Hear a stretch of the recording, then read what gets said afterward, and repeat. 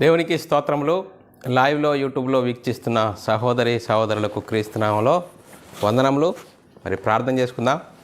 పరలోకమందున్న మా తండ్రి, నీ ప్రియకుమారుడు యేసుక్రీస్తునామంలో కృతజ్ఞతాస్తుతులు స్తోత్రం చెల్లించుకుంటున్నాం నాయన.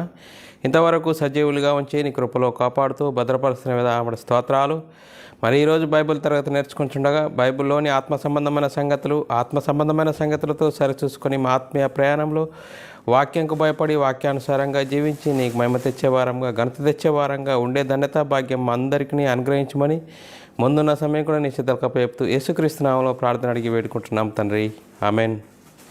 మరి సహోదరి సహోదరులందరూ ఎలా ఉన్నారు? సంతోషంగా మరి ఆనందంగా ఉన్నారా? వాక్యాన్ని చదువుతూ అర్థం చేసుకుంటూ వాక్యాన్ని మన ఆత్మీయ జీవితంలో అన్వయింపజేసుకుంటూ మరి దేవునికి మహిమ తెచ్చేవారంగా ఉంటూ ముందుకు సాగుదాం. ఈరోజు డిటిఎస్ క్లాస్ 18వ క్లాస్, మరి సాతాను తంత్రములు. మరి ఈరోజు డిటిఎస్ క్లాస్ మరి సాతాను తంత్రములు 18వ క్లాసు. మరి ఈ క్లాసు చెప్పబడుతుండగా ఒక వ్యక్తిని గురించి కానీ, ఒక సంస్థను గురించి కానీ, ఒక సంఘమును గురించి కానీ మాకే తెలుసు మీకు ఎవరికి తెలియదు అనే ఉద్దేశంతో మరి లేఖనాలను బోధించట్లేదు పిల్లారా. మేము తెలుసుకున్న సర్వసత్యాన్ని అనేకులకు తెలియజేయాలి. మరి క్రీస్తు ప్రేమను బలవంతం చేయటను బట్టి మేము తెలుసుకున్న సర్వసత్యాన్ని అనేకులకు తెలియజేయడానికి చూపుతున్న దేవుని కృపను బట్టి దేవునికి కృతజ్ఞత స్తోత్రములు చెల్లించ బద్దులమై ఉన్నాము ప్రిలారా. మరి ప్రిలారా, ఈరోజు మరి అంశము నేర్చుకుందాం ప్రిలారా. ఈ అంశమును మరి ఎందుకు నేర్చుకోవాలి అనేది మనం ఆలోచన చేసినట్లయితే ప్రిలారా, మరి ఈ సాతాను తంత్రాలు తెలియకుంటే మనము మరి వాడు ఏమి దేవుడైతే ఏ విధంగా ఉన్నాడో అంత ఆధిక్యత కలగాలనుకున్నాడు. చూడండి పిల్లరాడు, దేవునికి ఉన్న అభిప్రాయం కలిగి వాడు మరి జీవించాలని వాడి ఆలోచన. అందుకోసమే చూడండి పిల్లరా, వాడి సాతాను తంత్రాలు తెలుసుకుంటేనే తప్ప మనము వాడి మాయలో నుంచి మనము బయటకు రాలేము. మరి ఆ భ్రమలో నుంచి బయటకు వస్తేనే అప్పుడు మరి క్రీస్తు మహిమను ధరించుకున్న ఆ మహిమలో ఉన్నామా లేదా అని మనల్ని మనము పరిశీలన చేసుకోవచ్చు పిల్లారా. మరి మనం ఆలోచన చేయాలి. మరి చూడండి పిల్లారా, మన శత్రువు ఎవరు?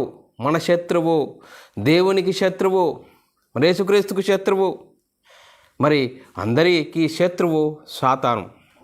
మరి సాతాను తంత్రాలు మనము తెలుసుకోవాలి. మరి తెలుసుకుంటేనే తప్ప వాడి బారి నుండి మనము తప్పించుకోలేం పిల్లారా.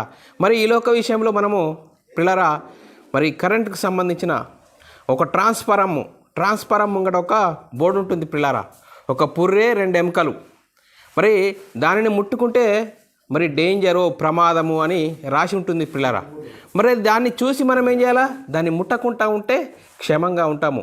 ఏమవుతుందిలే అని ముట్టామనుకో మరి కాలిపోతాము.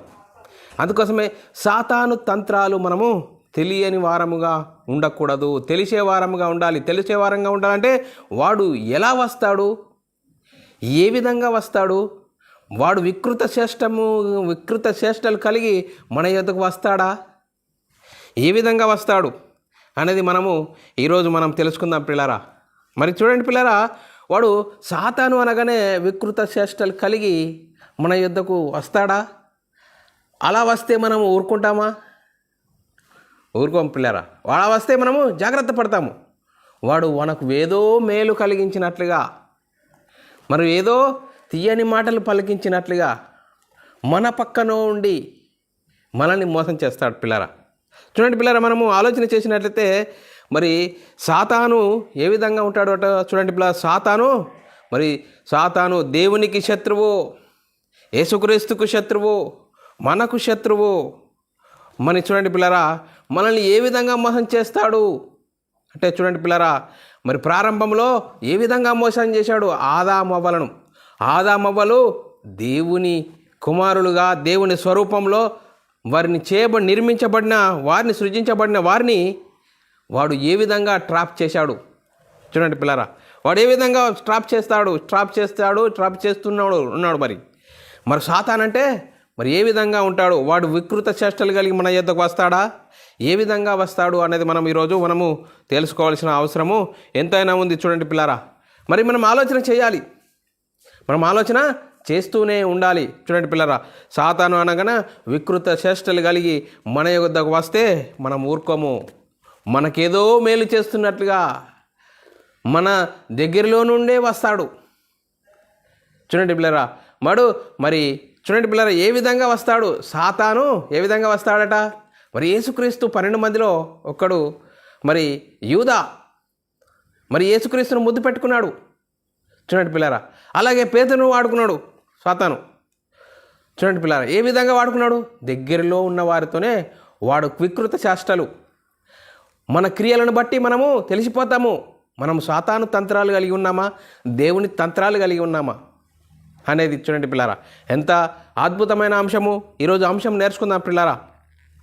మరి ఇలాంటి అంశాలు నేర్చుకోవాలి. తీగలాగితే డొంక కదులుతుంది పిల్లారా. మరి సిటిహెచ్ డిటిహెచ్ క్లాసులు నేర్చుకొని బైబిల్ చదువుతూ ఉంటే క్రైస్తవ జీవితము ఆత్మీయంగా ఉన్నామా, వాడి సాతాను భ్రమలో ఉన్నామా? వారి భ్రమలో ఉంటే మరణిస్తే వాడికి సిద్ధపరిచిన నరకానికి జారిపోతాము. అలా జారిపోకుండా ఉండాలంటే లేఖన ఆధారంతో మనం తెలుసుకొని నా ఆత్మీయ జీవితంను కట్టుకోవాలి పిల్లరా. అందుకోసం పిల్లరా సిటిఎస్ క్లాసు నేర్చుకున్నామని అనేకులకు ప్రకటిస్తున్నాము. డిటిఎస్ క్లాసు డిటిఎస్ క్లాసు కూడా అనేకులకు ప్రకటిస్తున్నాము. ఈ గొప్ప ధన్యత దేవుడు అనుగ్రహించాడు. అందును బట్టి దేవునికి కృతజ్ఞతాస్తుతులు స్తోత్రాలు చెల్లించా బద్ధుడనై ఉన్నాను పిల్లరా. మీరు నేర్చుకోండి. వాక్యం విలువలు కలిగి జీవించాలి. మన ఆత్మీయ జీవితమును కలిగి జీవించి దేవునికి మహిమ తెచ్చే వారంగాను, దేవునికి ఘనత తెచ్చే వారంగా ఉంటూ ముందుకు సాగుదాం పిల్లారా. చూడండి పిల్లారా, మరి సాతాను ఏ విధంగా ఆదామవ్వలను మోసం చేశాడు, అలాగే యేసుక్రీస్తును కూడా ఏ విధంగా మోసం చేయాలని ప్రయత్నం చేశాడు. మరి ఇప్పుడు మనము క్రీస్తును కలిగిన మనము క్రైస్తవులమని చెప్పుకుంటున్న మనల్ని కూడా వాడు ఏ విధంగా వాడి సాతాను తంత్రాలతో మోసం చేస్తూనే ఉన్నాడు అనేది ఈరోజు మనము ఆలోచన చేయాలి. చూడండి పిల్లారా, మరి పౌలు గారు 1వ శతాబ్దంలో కొరింథీ సంఘంతో మాట్లాడుతున్నాడు పిల్లారా. సాతాను తంత్రాలు ఎరుగని వారము కాము అని. చూడండి పిల్లారా, మరి కొరింథీ సంఘంతో 1వ శతాబ్దంలో ప్రారంభమైంది. వాడి తంత్రాలు ఏ విధంగా జరుగుతున్నాయో అనేది పౌలు గారు చాలా చక్కగా పరిశుద్ధాత్మ బోధలో చాలా చక్కగా వివరించడం జరిగింది. చూడండి పిల్లారా, 2వ కొరింథీయులకు రాసిన పత్రిక 2వ అధ్యాయం 11వ వచనమును చదువుకున్నట్లయితే, నేనేమైనానో క్షమించి ఉంటే సాతాను మనల్ని మోసపరచకుండునట్లు మీ నిమిత్తము క్రీస్తు సముఖమునందు క్షమించి ఉన్నాను. సాతాను తంత్రములు మనము ఎరుగని వారము కాము. చూడండి పిల్లరా, సాతాను తంత్రాలు మనము ఎరుగని వారము కాము అని మరి పౌలు గారు 1వ శతాబ్దంలో మరి చెప్పేశాడు పిల్లరా. అందుకోసమే అపవాదిని గురించి పరిశుద్ధాత్మని బోధలో చాలా చక్కగా వ్రాయబడి ఉన్నది. చూడండి పిల్లరా, ప్రారంభంలో ఆదామవ్వలో కలిగిన ఆ దేవుని మహిమలో ఉన్న వారిని ఏ విధంగా వాడు ట్రాప్ చేసి వాడు సాతాను మరి మాయలో పడేశాడు. అలాగే యేసుక్రీస్తు చేతుకు వచ్చి ఏ విధంగా నువ్వు దేవుని కుమారుడవైతే రాళ్ళు రొట్టెలు చేసుకొనుమో, మరి ఈ కొండ నుంచి దూనుకుమో. చూడండి పిల్లరా, వాడు సాతాను కొండ నుంచి దునికితే నీ ప్రభువును శోధింపవలదు అని రాయబడి ఉన్నాయని లేఖనాలు చూపించాడు యేసుక్రీస్తు. మనం ఆ విధంగా లేఖనాల ప్రకారంగా మన ఆత్మీయ జీవితంలో కట్టుకున్న నాడే సాతాను తంత్రాలు ఎరిగిన వారంగా ఉంటాము పిల్లరా. చూడండి పిల్లరా, మరి నేడు క్రైస్తవులమైన మనం ఏ విధంగా వాడి సాతాను తంత్రాల్లో ఉన్నామా, ఎలా ఉన్నాము? మన భక్తి జీవితంలో మరి నేను క్రైస్తవుని, నేను సంఘానికి వెళ్తున్నాను, మరి కానుక వేస్తున్నాను, పాట పాడుతున్నాను, మళ్ళా నేను తిరిగి నా పని నేను చేసుకుంటున్నాను అని ఒక భ్రమలో ఉంటున్నావా అనే భక్తిలో ఉంటే, మరి భక్తి ముసుగులో మనము ప్రభువా అని ఉంటే మనము వాడికి సిద్ధపరిచిన నరకానికి జారిపోతాము. చూడండి, ఆ భక్తి ముసుగులో నుంచి మనము బయటకు రావాలి. వాడికి సిద్ధపరిచిన నరకానికి మరి తప్పించుకోవాలంటే యేసుక్రీస్తు దేవుని కుమారుడు, యేసుక్రీస్తు ప్రభువు అని విశ్వసించి యేసుక్రీస్తు నామములో బాప్తిస్మం పొందినప్పుడు క్రీస్తు మహిమను ధరించుకుంటాము. ఆ మహిమను ధరించుకున్న మనకున్న భక్తి ఏంటి? ప్రభువా అని అంటున్నామా? ఏ విధంగా ఉంటున్నాము? ప్రభువా హల్లెలూయా స్తోత్రం అంటున్నామా? ఏ విధంగా ఉన్నాము? మరి అలాంటి భక్తిలో ఉన్నామా? లేఖనానుసారమైన భక్తిలో ఉన్నామా? లేఖనానుసారమైన భక్తిలో ఉన్నామా? ఎలాంటి పరిస్థితిలో ఉన్నాము అనేది మనల్ని మనము ఆలోచన చేసుకోవాల్సిన అవసరం ఎంతైనా ఉంది. చూడండి పిల్లారా, మరి ఇంకా మనం ఆలోచన చేయాలి. అపవాది తంత్రాలు మనల్ని ఎదిరించాలి. ఎప్పుడు ఎదిరిస్తాము? వాడిని గురించి తెలిస్తే కదా మనం ఎదిరించేది. వాడి మాయలో ఉండి వాడిని ఎలా ఎదిరిస్తాం? మనం ఆలోచన చేయాలి. ఆ భ్రమలో నుంచి మనము మనం సాతాను తంత్రాలు ఎరిగిన వారముగా ఉండాలంటే పరిశుద్ధాత్ముని బోధ ఏ విధంగా చెప్పబడుతున్నది, పౌలు గారు ఏ విధంగా మరి మొదటి శతాబ్దంలో ఏ విధంగా మరి ఎదిరించాడు అనేది మనం ఈరోజు నేర్చుకుంటున్నాం పిల్లరా. మరి ఎఫెసీయులకు రాసిన పత్రిక మరి సాతాను తంత్రాలు మనము ఎదిరించాలి అని పౌలు గారు చెప్తున్నాడు. ఎఫెసీ సంఘంతో మాట్లాడుతున్నాడు. ఎఫెసీయులకు రాసిన పత్రిక 6వ అధ్యాయం 11 నుంచి మనం చదువుకుంటా ఉంటే చాలా చక్కగా అర్థమవుతుంది. మీరు అపవాది తంత్రమును ఎదిరించుటకు శక్తి గలవారగునట్లు దేవుడిచ్చు సర్వాంగ కవచమును ధరించుకొనుడి. చూడండి పిల్లరా, మరి అపవాది తంత్రాలు ఎదిరించాలంటే దేవుడిచ్చు సర్వాంగ కవచమును ధరించుకొనుడి. మరి ధరించుకున్నామా? మరి ధరించుకుంటే ఏ విధంగా ఉంటాము అనేది మనం ఆలోచన చేసినట్లయితే 12వ వచనంలో యాలయనగా మనము పోరాడున్నది శరీరాలతో కాదు. చూడండి పిల్లరా, మన యుద్ధము కనిపించే వారితో కాదు అని చెప్తున్నాడు. కాదు కానీ ప్రధానులతోనూ అధికారులతోనూ ప్రస్తుత అంధకార సంబంధుల లోకనాథులతోనూ ఆకాశ మండలంలో దురాత్మల సమూహములతో పోరాడుచున్నాము. వాడితో మనం పోరాటం చేయాలంటే ఏ విధంగా ఉండాలి? చూడండి పిల్లరా, మరి అవతల శత్రువు బలాన్ని మనం తెలుసుకోవాలి. తెలుసుకున్నప్పుడే వాడిని జయించవచ్చు. మరి కనపడాడట. చూడండి పిల్లరా, మరి కనిపించని వాడితో మనం శత్రువు కనపడని వాడితో మరి యుద్ధం చేయాలి. ఎలా చేయాలి? అందుకోసమే 13వ వచనము, అందుచేత మీరు ఆపద్దినమందు వారిని ఎదిరించుటకు సమస్తము నెరవేర్చిన వారై నిలబడుటకు, చూడండి పిల్ల, శక్తివంతులవుటకు దేవుడు సర్వాంగమును ధరించుకొనుడి. ఏలయనగా మీ నడుమును సత్యమును దాన్ని దట్టి కట్టుకొనుడి, నీతి అని మైమరుగు తొడుగుకొనుడి. మరి పాదములకు సమాధాన సువార్త వలనైన సిద్ధ మనసు జోడు తొడుక్కొని నిలబడుడి. చూడండి పిల్ల, మనం ఏ విధంగా ఉంటా మనం ఏ విధంగా ధరించుకోవాలి అనేది చాలా చక్కగా పౌలు గారు చెప్తున్నాడు. ఇవన్నీ గాక విశ్వాసమును డాలు పట్టుకొనుడి, దానితో మీరు దుష్టుని అగ్ని బాణములన్నిటినీ ఆర్పుటకు శక్తిమంతులగుదురు. మరి 17వ వచనం, మరియు రక్షణ శిరస్రాణమును దేవుని వాక్యమును ఆత్మ ఖడ్గమును ధరించుకొనుడి. అందుకోసమే బైబుల్ ఆత్మ సంబంధమైన సంగతులు నేర్చుకుంటే వాడి సాతాను తంత్రాలను మనము ఎరిగిన వారముగా ఉంటాం. వాడి సాతాను తంత్రాలను ఎదిరించే వారము శక్తివంతులం అవుతామని లేఖనాలు చాలా చక్కగా చెప్తున్నాయి. చూడండి పిల్లరా, మరి పరిశుద్ధాత్ముని బోధలో ఏ విధంగా మరి చెప్తున్నాడంటే, చూడండి పిల్లరా, పరిశుద్ధాత్ముని బోధలో మరి సాతాను గురించి చాలా చక్కగా వివరించడం జరిగింది. చూడండి పిల్లరా, ప్రారంభంలో ఆదాము హవ్వలను ఏ విధంగా వారిని ఎలాగ ట్రాప్ చేసి మరి దేవుని స్వభావంలో ఉన్న వారిని సాతాను స్వభావంలోనికి తీసుకొచ్చాడు. మరి ఇప్పుడు మనం క్రైస్తవులం అని చెప్పుకుంటున్న మనల్ని వాడు ఏ విధంగా ట్రాప్ చేస్తున్నాడు, ఏ విధంగా వాడి భ్రమలో మనల్ని నడిపిస్తున్నాడు అందుకోసమే మనం ఆలోచన చేయాలి. క్రీస్తు ఎడలనున్న సరళత నుండి ఏ విధంగా తప్పించాలని వాడు ప్రయత్నం చేస్తున్నాడు. చూడండి పిల్లరా, క్రీస్తు ఎడలనున్న సరళత నుండి ఎట్లయినా వాడి ప్రయత్నం అంతే ఎవరిని మింగుద్రా అని వాడు ఎదురు చూస్తున్నాట. మరి చూడండి పిల్లరా, మనం ఆలోచన చేయాలి. మరి మొదటి శతాబ్దంలో మరి పౌలు గారు రోమా సంఘంలో వారిని స్వజనులను నడిపించడానికి ప్రయాసపడుతున్నాడు. చూడండి పిల్లరా, మరి చూడండి రోమీయులకు రాసిన పత్రిక 10వ అధ్యాయం 1వ వచనంలో రాయబడిన మాట, సహోదరులారా, ఇశ్రాయేలీలందరూ రక్షణ పొందవలనని నా హృదయాభిలాషయు వారి విషయమై నేను దేవునికి చేయు ప్రార్థన అయి ఉన్నది. చూడండి పిల్లరా, మరి పౌలు గారు ఇజ్రాయేలీలను రక్షణ పొందుకోవాలని హృదయాభిలాషనట, దేవునికి ప్రార్థన చేస్తున్నట. మరి చూడండి పిల్లరా, మనుషులందరూ రక్షణ పొందాలని, సత్యమును గురించి అనుభవ జ్ఞానం గలవారై ఉండాలని దేవుడు ఇచ్చేయించుచున్నాడు. మరి చూడండి పిల్లరా, పౌలు గారు కూడా ఇచ్చేయించుతున్నాడు. వారి స్వజనులను కూడా మరి క్రీస్తులోనికి నడిపించాలని, దేవుని వాక్యము అందజేయాలని ప్రయత్నం చేస్తున్నాడు. కానీ వారు ఏం చేస్తున్నారు? వారు దేవుని యందు ఆసక్తి గలవారని వారిని గురించి సాక్ష్యం ఇచ్చుచున్నాను, అయినను వారి ఆసక్తి జ్ఞానానుసారమైనది కాదు. చూడండి పిల్లరా, ఈరోజు క్రైస్తవ సమాజము చాలా విస్తరిస్తున్నది, చాలా సంతోషమే. కానీ వారు తెలుసుకున్నది లేఖనానుసారమైనదా కాదా అంటే లేఖనానుసారమైనది కాదని ఈరోజు సోషల్ మీడియాలో తెలిసిపోతున్నది. చూడండి పిల్లరా, యేసుక్రీస్తును అయ్యానా ప్రభు అంటే వారు ఏ విధంగా స్పందిస్తున్నారంటే, మరి అయ్యా అంటే ఏమవుతుంది, అంటున్నారు. చూడండి పిల్లరా, మరి ఏంటి, ఎందుకు నువ్వు యేసుక్రీస్తు నమ్ముకున్నావు?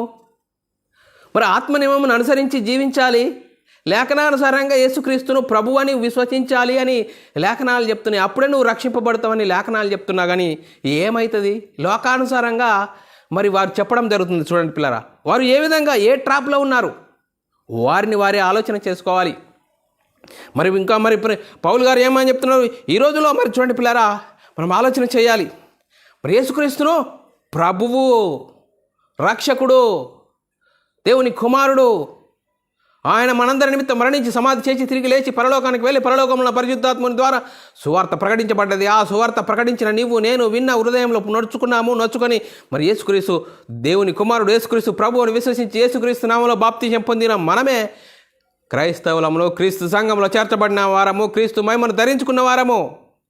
చూడండి పిల్లరా, మరి ఏలయనగా 3వ వచనంలో, ఏలయనగా వారు దేవుని నీతిని ఎరగక తమ స్వనీతిని స్థాపింపబూనుకొని దేవుని నీతికి లోపడలేదట. చూడండి పిల్లరా, ఈరోజు కూడా లేఖనానుసారంకు లోపడడం లేదు, దేవుని నీతికి లోపడలేదు. వారు స్వనీతిని ఆధారం చేసుకొని, ఎక్కువ మంది స్వనీతిని ఆధారం చేసుకొని బయలుదేరుతున్నారు.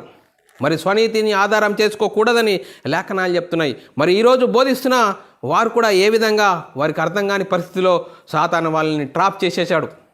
చూడండి పిల్లరా, మరి యేసుక్రీస్తు కూడా మరి 12 మంది శిష్యులు ఉన్నారు పిల్లరా యేసుక్రీస్తుతో కూడా.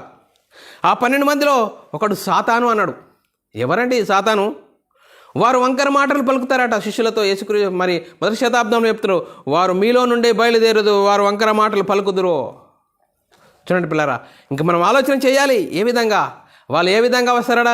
క్రీస్తు యొక్క వేషం ధరించుకొని దొంగ అపోస్తలులు, మోసగాండ్రమైన పనివారునై ఉన్నారు. చూడండి పిల్లరా, ఆ రోజు వాళ్ళు ఎక్కడి నుంచో రారు, మనలో నుంచే బయలుదేరుతారు, మనలో నుండే వారు పనిచేస్తారు. వారు క్రీస్తు యొక్క అపోస్తులమని దొంగ వేషం ధరించుకొని మోసగాండ్రైన పనివారై ఉన్నారు. వారి పని అలాగున్నది. వాడు సాతాను వాడు ఏర్పరచుకున్నాడు. మరి చూడండి పిల్లరా, వాడి మనోనేత్రాలకు గుడ్డితనం కలిగేసి ఇది కరెక్ట్ అంటున్నాడు. కరెక్ట్ అనేవారు ఎక్కువ ఉన్నారు. కానీ లేఖనానుసారం చూపెట్టయ్యా, యేసుక్రీస్తు ప్రభు అని లేఖనాల్లో రాయబడ్డది. ఆ లేఖనాలను తెలుసుకో, ఆ లేఖనానుసారంగా నువ్వు ఎంచుకో. వ్యక్తులను ఆలోచన చేయకు. వ్యక్తులు నీకు పరలోకం ఇయ్యలేరే. లేఖన ప్రకారంగా జీవించినప్పుడే లేఖనము నిన్ను పరలోకం తీసుకెళ్తుంది. ఆలోచన చేయాలి. ఆలోచన చేసినప్పుడే వాక్యము ఏమిటి అర్థమవుతుంది. చూడండి పిల్లరా, వారు ఏ విధంగా క్రీస్తు అపోస్తల వేషం ధరించుకున్నారట. 2 కొరింథీయులకు రాసిన పత్రిక 11వ అధ్యాయము 13, 14, 15 వచనాల్లో చాలా చక్కగా రాయబడ్డది. ఏలయనగా అట్టివారు క్రీస్తు యొక్క అపోస్తల వేషము ధరించుకొని వారై ఉండి దొంగ అపోస్తలను మోసగాండ్రైన పని వారై ఉన్నారు. ఇది ఆశ్చర్యం కాదు అంటున్నాడు. సాతాను తానే వెలుగుదూత వేషం ధరించుకొని ఉన్నాడు గనుక వాని పరిచారకులు నీతి పరిచారకుల వేషం ధరించుకొని కొనుట గొప్ప సంగతి కాదు. వారి క్రియల చొప్పున వారికి అంతం కలుగును. చూడండి పిల్లరా, వారు చేసే పని మీద వారికి అంతం కలుగునని చెప్తున్నారు. చూడండి పిల్లరా, మరి వాటి ట్రాక్లో ఉన్నవారు ఎక్కువ ఉన్నారు, క్రైస్తవులు అని చెప్పబడుతున్నారు. కానీ మరి వాక్యంకు లోబడని జీవితం, యేసుక్రీస్తు ప్రభు అని లేఖనాల్లో రాయబడితే అయ్యా అనే పరిస్థితిలో సాతాను వారిని ఏ విధంగా వాడుకుంటున్నాడో అనేది చాలా స్పష్టంగా సోషల్ మీడియా ద్వారా చాలా స్పష్టంగా బయటపడుతున్నారు వాళ్ళు. చూడండి పిల్లరా, మరి మనం ఆలోచన చేయాలి. ఇంకా సాతాను ఏం చేస్తాడు? సాతాను ఏం చేస్తాడంటే పిల్లరా, మన హృదయంలో ఉన్న దేవుని వాక్యాన్ని దొంగిలిస్తాడు. చూడండి పిల్లరా, ప్రారంభంలో ఆదామవ్వలో ఉన్న హృదయంలో ఉన్న ఆ వాక్యాన్ని ఉన్నంత వరకు దేవునితో సహవాసం కలిగి ఉన్నారు, దేవునితో మాట్లాడుతున్నారు సాయంకాలంలో చల్లపూట. మరి వాడు సాతాను ఏం చేశాడు? ఇది నిజమా అని వారి హృదయంలో ఉన్న వాక్యాన్ని దొంగిలించాడు, వాడి వాక్యాన్ని హృదయంలో పెట్టాడు. అందుకోసమే మరి దేవునికి ఎదురు తిరిగాడు సాతాను. చూడండి పిల్ల, దేవునికి ఎదురు తిరిగాడు ఆదాము. చూడండి పిల్లరా, మనం ఆలోచన చేయాలి. ఇంకా వాడు ఏం చేస్తాడు? సాతాను మనకు అబద్ధ మాటలు చెప్తాడు, భిన్నమైన సువార్తను చెప్తాడు, మరి వాక్యాన్ని కలిపి చెరిపి బోధిస్తాడు. ఆ లేఖనానుసారంగా ఉన్నది వాడికి అవసరం లేదు, కలిపి చెరిపి బోధిస్తాడు. వారు ఏ విధంగా బోధిస్తాడంటే చూడండి పిల్లరా, అపవాది వచ్చి వాడి హృదయంలో ఉన్న వాక్యాన్ని ఎత్తుకపోతాడు. మార్కు సువార్త 4:15 రాయబడ్డది. త్రోవ పక్క విత్తనాల గురించి ఉపమానం చెప్తున్నాడు. ఆ ఉపమానంలో ఒక వచనం చదువుకుందాం ప్రియులారా.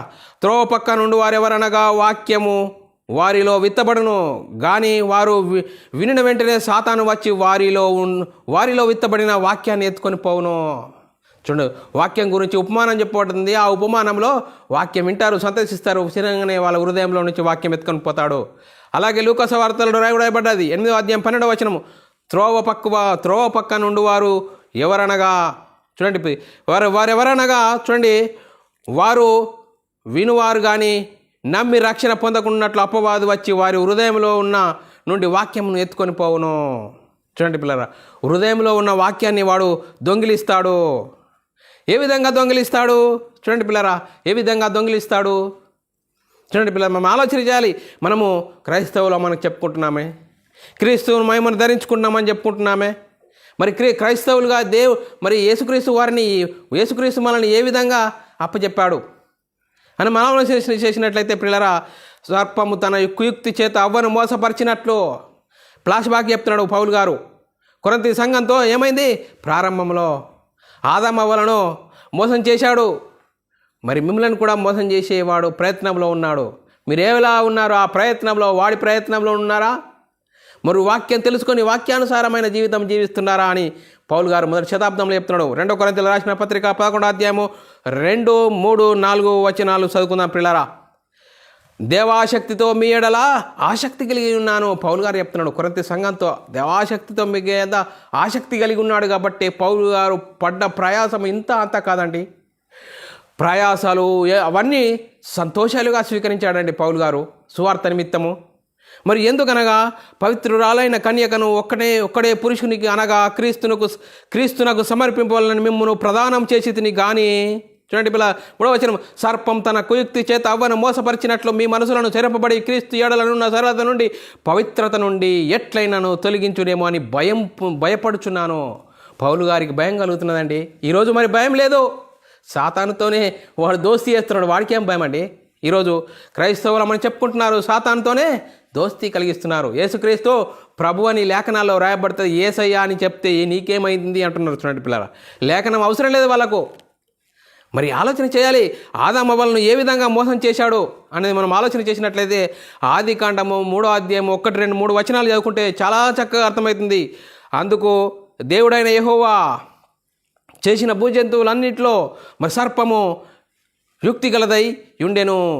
అది ఆ స్త్రీతో ఇది నిజమా అని చెప్పేసింది, ప్రశ్న వేసేసింది. ఇది నిజమా? ఈ తోట చెట్లలో దేని ఫలంలోనూ మీరు తినకూడదని దేవుడు చెప్పెనా అని అడిగాను. చూడండి పిల్ల, అందుకు ఆ స్త్రీ తోట చెట్ల ఫలములలో మేము తినవచ్చును, అయితే తోట మధ్యలోనున్న చెట్ల ఫలములను గురించి దేవుడు మీరు చావకుండానట్లు వాటిని తినకూడదని వాటిని ముట్టకూడదని చెప్పినని సర్పంతో అనెను. అందుకు సర్పము మీరు చావనే చావరు. చూడండి పిల్లరా, దేవుడు ఇచ్చిన ఆజ్ఞ ఏంది? మంచి చెడ్డలు తెలివినిచ్చే ఫలం తినకూడదు, తింటే చస్తారు అని దేవుడు ఆజ్ఞించాడు. వీడు సాతాను చేసిండు, దాన్నే మల్టిపుల్ చేసిండు. మీరు చావనే చావనంటుండు. ఏలైనగా మీరు వాటిని తినుదినమున మీ కన్నులో తెరవబడనియో మీరు మంచి చెడ్డలు తెలివిగలవారై దేవతల వలె ఉందురనియో దేవునికి తెలివినని స్త్రీతో చెప్పగా పుల్లేసేసిండు కలాస్. చూడండి పిల్లరా, దైవ స్వభావంలో ఉన్న వారిని మరి దేవతల వల్ల అవుతారని ఒక పుల్లేసేసిండు. చూడండి పిల్లరా, దేవుని మాట డిలీట్ అయిపోయింది, సాతాను మాట డౌన్లోడ్ అయిపోయింది. చూడండి పిల్లరా, వాళ్ళు ఏ విధంగా ట్రాక్ తప్పిపోయారు. ఆ స్త్రీ ఆ వృక్షము అప్పుడు చూడండి. మరి వారు ఆ తోటలో ఉన్నప్పుడు ఆ చెట్టు ఫలములు చూడలేరా? చూశారు. కానీ ఇప్పుడు వారు జూమ్లో పెట్టాడు సాతాను. ఆ జూమ్లో చెప్తే ఆ స్త్రీ వృక్షము ఆహారమునకు మంచిదనియో కన్నులకు అందమైనదియో వివేకమిచ్చు రమ్యమైనదిగా ఉండుట చూసి ఆమె దాని ఫలములు కొన్ని తీసుకొని తిని తనతోనున్న తన భర్తకు ఇచ్చెను, అతను కూడా తినెను. ఖలాస్ అయిపోయింది. ఏ విధంగా మారిపోయింది చూడండి పిల్లరా. దేవుని ట్రాకులో నుంచి సాతాను ట్రాకులో నుంచి వాడు ఏ విధంగా ఆదాము అవ్వలను ట్రాక్ తప్పించాడు. చూడండి పిల్లరా, మనం ఆలోచన చేయాలి. ఇప్పుడు మనం క్రీస్తుని నమ్ముకున్న మనము, క్రీస్తు మహిమను ధరించుకున్న మనము వాక్యాన్ని చదవాలి. లేఖన ఆధారము, ప్రమాణికము, మరి ఆ ఆత్మనియమమును మనం అనుసరించి మన ఆత్మీయ జీవితం ఉన్నదా లేదని వాక్యంతోనే మనము తర్జన భర్జన చేసుకోవాలి, మనసులు కాదు. మరి చూడండి పిల్లరా, ఏ విధంగా మనం ట్రాప్ తప్పించాడు ఆదాము అవ్వలను. అందుకోసం ఇంకో మనం ఆలోచన చేయాలి. మరి యేసుక్రీస్తును గురించి మరి ఇంకా రాయబడ్డది. వాడి యూదాను ఎవడు ఏ విధంగా మరి మరి మనం ఆలోచన చేయాలి. మరి యేసుక్రీస్తుతో యూదులు ఉన్నారు. మరి యూదులు మరి యేసుక్రీస్తును చంపాలని ప్రయత్నం చేస్తున్నారు. మరి యేసుక్రీస్తు చెప్తున్నాడు, మీరు దేవుని సంబంధులు గారు. దేవుని సంబంధులు అయితే నన్ను చంపేవారు గారు. ఎందుకంటే నేను దేవుని నుండి వచ్చాను, దేవుని యొద్ద నుండి వచ్చాను, దేవుని మాటలే పలుకుతున్నాను, దేవుని క్రియలు నేను బయలుపరుస్తున్నాను, కానీ నా సొంత ఆలోచన కాదు అని చెప్తున్నా కూడా నువ్వు దేవుని కుమారుడు అంటున్నావు ఏంటి అని చెప్తున్నారు. అందుకోసమే యేసుక్రీస్తు మరి శిష్యులతో చెప్తున్నాడు, యోహాను సువార్త 8:43-44 వచనాల్లో, మీరేలా నా మాట గ్రహింపకున్నారు? ఎందుకంటే నేను దేవుని యొద్ద నుండి వచ్చాను, దేవుని మాటలు చెప్తుంటే నా మాటలు గ్రహింపకున్నారు. మీరు నా బోధ విననేరకుండుట వలనే కదా. చూడండి, మీరు నా బోధ విననేరకుండుట వలనే కదా. మీరు మీ తండ్రి అపవాది సంబంధులు, మీ తండ్రి దురాశను నెరవేర్చగోరుచున్నారు. ఆది నుండి వాడు నరహంతకుడై ఉండి సత్యమందు నిలిచిన వాడు కాడు. వాని యందు సత్యమే లేదు. వాడు అబద్ధమాడునప్పుడు తన స్వభావం అనుసరించే మాటలాడును. వాడు అబద్ధకుడును, అబద్ధమునకు జనకుడై ఉన్నాడు. వాడి స్వభావం అలాగున్నది. దేవ స్వభావము ఏంటి? దేవ స్వభావము మరి క్రీస్తును ధరించుకున్న వారికి దేవ స్వభావం తెలుస్తుంది, కానీ సాతాను స్వభావం ఉన్న వారికి వాడి స్వభావంలోనికి వెళ్ళిపోతారు. కానీ దేవుని మాటలు అంగీకరించరు, ఆత్మనియమమును అంగీకరించరు. ఈరోజు బైబిల్ చెప్తున్నది ఆత్మ సంబంధమైన సంగతులు ఎక్కడున్నాయి బైబిల్లో? అపొస్తలుల కార్యం నుంచి చదవండి.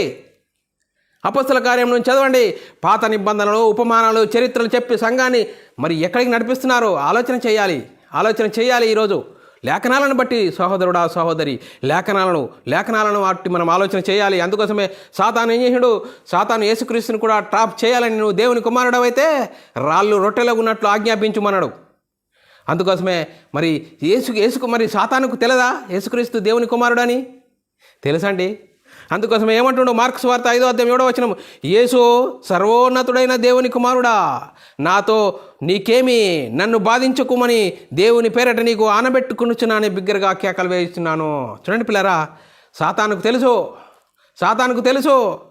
మరి చూడండి, సాతానుకు తెలుసు వాడు ఏం చేస్తున్న దయ్యములు నమ్మి వణుకుతున్నాయట యేసు దేవుని కుమారుడని.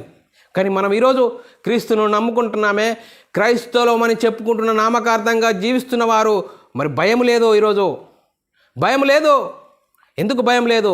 వారి కడుపే వారి దేవుడని వారు నడుస్తున్నారని లేఖనాలు చెప్తున్నాయి. ఫిలిప్పీయులకు రాసిన పత్రిక 3:19 నాశనమే వారి అంతము, వారి కడుపే వారి దేవుడు. వారు తాము సిగ్గుపడవలసిన సంగతుల యందు అతిశయించుచున్నారు, భూ సంబంధమైన వాటి అందే మనసు ఉంచుతున్నారు. అందుకోసమే పౌలు గారు 1వ శతాబ్దంలో కరాఖండిగా చెప్పాడండి, ఎవరికి భయపడలేదు. లేఖనానుసారంగా లేఖనాన్ని అనుసరించి జీవించి బ్రతికి చూయించాడు పౌలు గారు. అందుకోసమే క్రీస్తును ధరించుకున్న నీవు నేను లేఖనానుసారంగా మనము ఆత్మీయ జీవితంను కట్టుకోవాలి. వ్యక్తులకు భయపడకూడదు. ఈరోజు వ్యక్తులకు భయపడదు. వారు ఇంపైన మాటలు చెప్తారట, ఇచ్చుక మాటలైనను మరి వారు కప్పిపుచ్చే మాటల్ని మాట్లాడతారట. వారు ఏ విధంగా ఉంటారట? రోమీయులకు రాసిన పత్రిక రోమ సంఘంతో పౌలు గారు మాట్లాడుతున్నారు. అందుకోసమే పౌలు గారు సుమారు 14 పత్రికలు రాశాడు. దేవుని పరిశుద్ధాత్మని బోధ ఏ విధంగా ఖచ్చితంగా ప్రకటించాడండి. ఈరోజు పౌలు పత్రికలు చాలామందికి అర్థం కాలేదు. ఎందుకో? వారు తీసుకున్న బాప్తీసం సరి అని లేదు. లేఖనానుసారంగా జీవించాలి, లేఖనము అనుసరించి జీవించాలి, లేఖనకు లోబడాలి.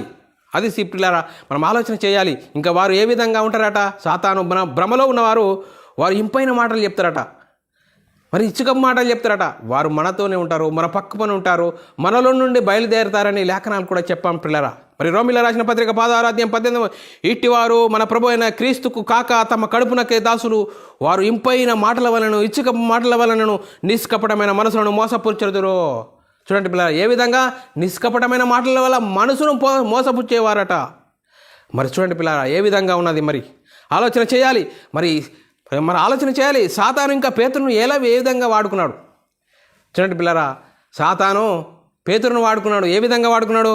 చూడండి పిల్లలు, యేసుక్రీస్తు ఈ లోకానికి వచ్చి, యేసుక్రీస్తు దేవుని కుమారుడు ప్రభు అని విశ్వసించి యేసుక్రీస్తు దేవుని చిత్తాన్ని నెరవేర్చి సిలువ వేయబడ్డాడు.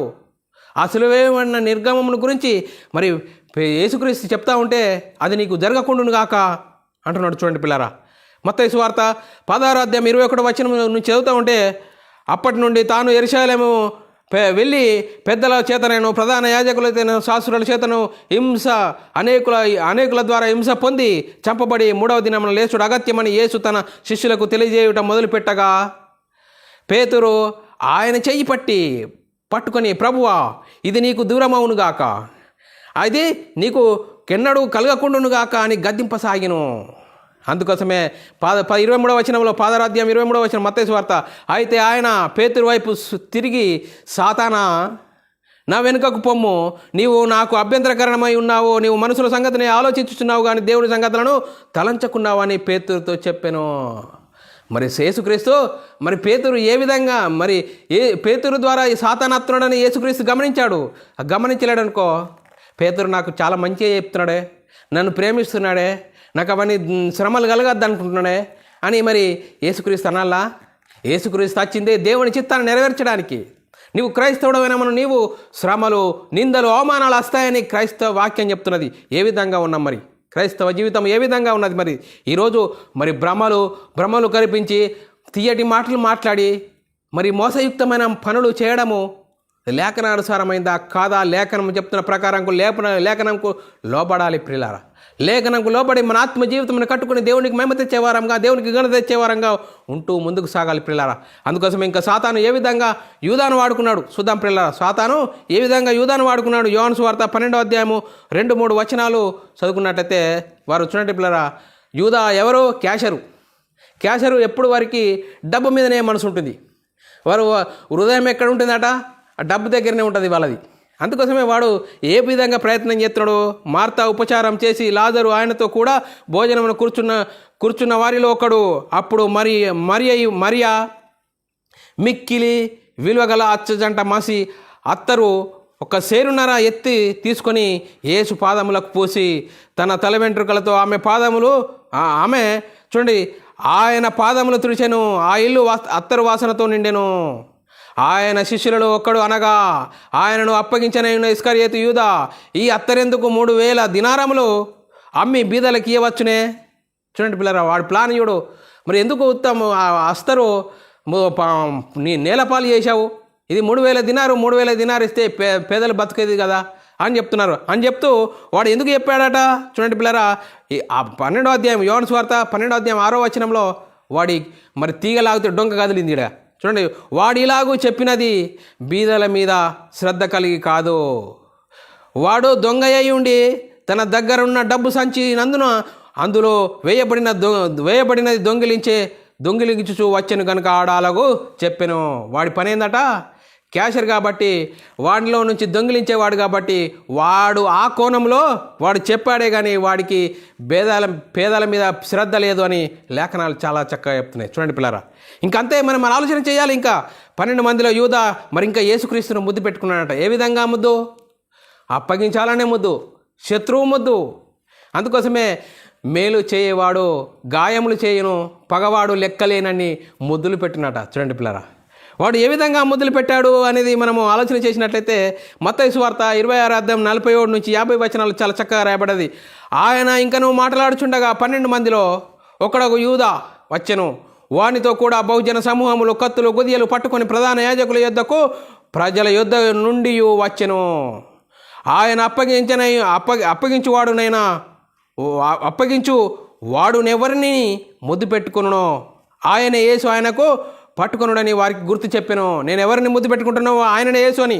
వెంటనే యేసు నొద్దకు వచ్చి, బోధకుడా, నీకు శుభమని చెప్పాను. శుభమని చెప్పి ఆయనకు ముద్దు పెట్టుకున్నాను. ముద్దు పెట్టుకున్నప్పుడు యేసు చెలికాడా, నీవు చేయవచ్చినది చేయము. చూడు, యేసుక్రీస్తుకు తెలుసు వాడు దోచుకునేవాడని, వాడు దొంగ, సాతాను వాడిని వాడుకున్నాడని. చేయమని అతనితో చెప్పగా వారు దగ్గర వచ్చిన ఆయనను పట్టుకునేరి. చూడండి పిల్లరా, సాతాను ఏ విధంగా ఎవరిని వాడుకుంటాడో, ఎవరినో దూరంలో ఉన్నవారిని వాడుకోడు. దూరంలో ఉన్న వచ్చేవారిని వెంటనే మనం గమనిస్తాము. దగ్గరలో ఉన్నవారు మరి యేసుక్రీస్తు 12 మందిలో యూదాను వాడుకున్నాడు, పేతురును వాడుకున్నాడు. చూడండి పిల్లరా, అందుకోసం యేసుక్రీస్తు గమనించాడు.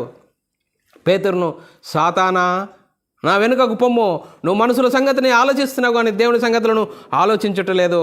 అందుకోసమే ప్రియులారా, మనం క్రీస్తుని ధరించుకున్న మనము సాతాను తంత్రాలు ఎరిగిన వారముగా ఉండాలి. ఎరిగిన వారంగా ఉన్నప్పుడే మరి మనము జాగ్రత్త పడతాము.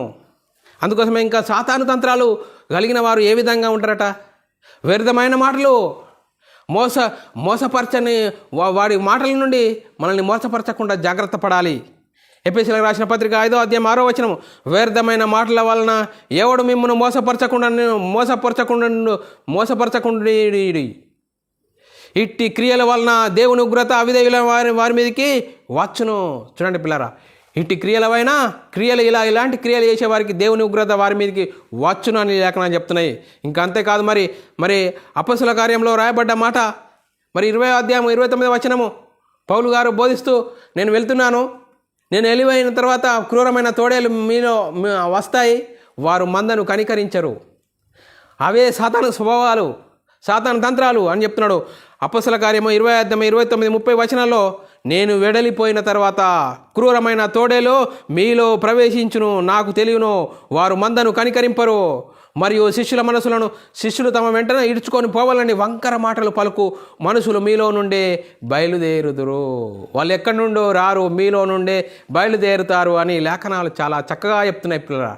అందుకోసమే క్రైస్తవ సమాజమా వాక్యము, లేఖనానుసారము, పరిశుద్ధాత్ముని బోధ, ఆత్మనియమమును అనుసరించి జీవించినప్పుడే సాతాను తంత్రాలను మనము తెలుసుకున్న వారముగా ఉంటాము.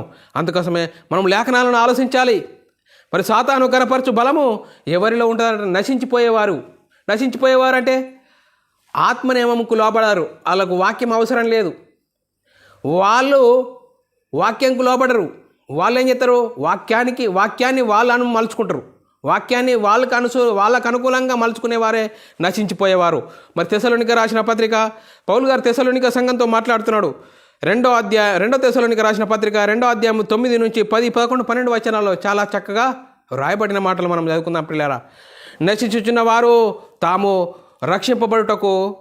రక్షించబడుటకై సత్య విషయమైన ప్రేమలు అవలింబకపోయిరి గనుక వారి రాక అబద్ధ విషయమై సమస్త బలముతోనూ నానా విధములైన సూచక్రియలతోనూ మహత్కార్యములతోనూ దుర్నీతిని పుట్టించు సమస్త మోసంతోనూ నశించుచున్న వారితోనూ సాతాను కనపరచు బలమును అనుసరించుచుండును.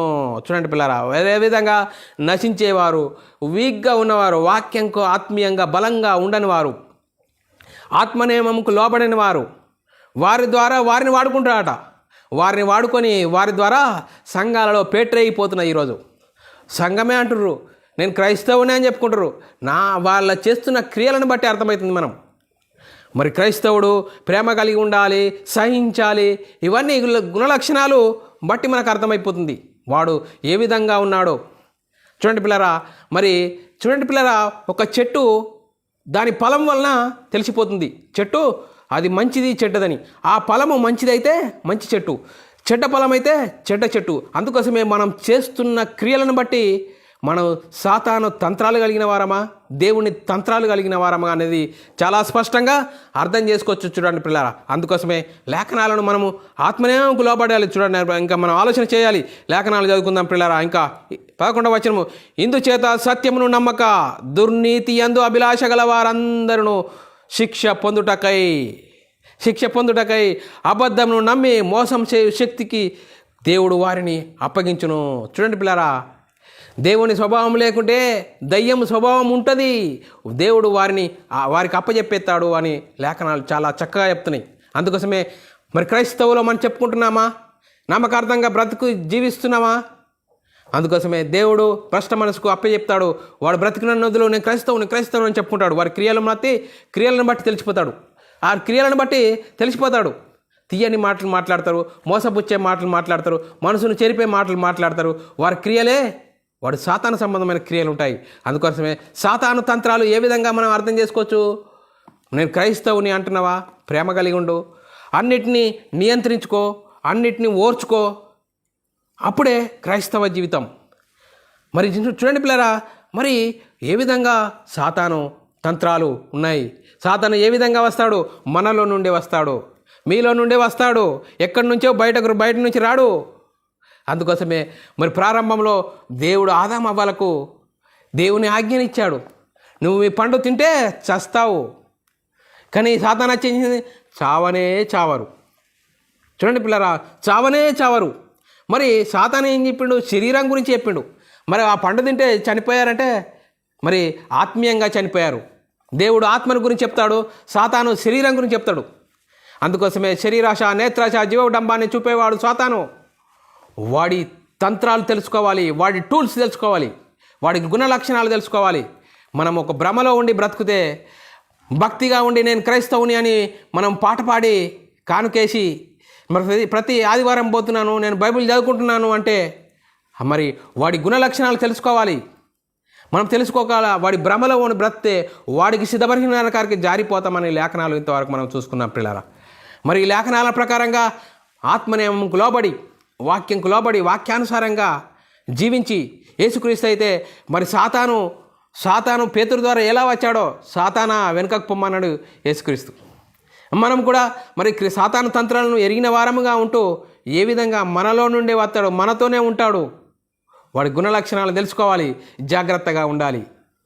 మరి చూడండి పిల్లరా, అలాగా తెలుసుకొని మన ఆత్మీయ జీవితమును కొనసాగిస్తూ మనమందరము మన ఆత్మీయ జీవితంలో దేవునికి మహిమ తెచ్చేవారంగా, దేవునికి ఘనత తెచ్చేవారంగా ఉంటూ ముందుకు సాగుదాం పిల్లారా.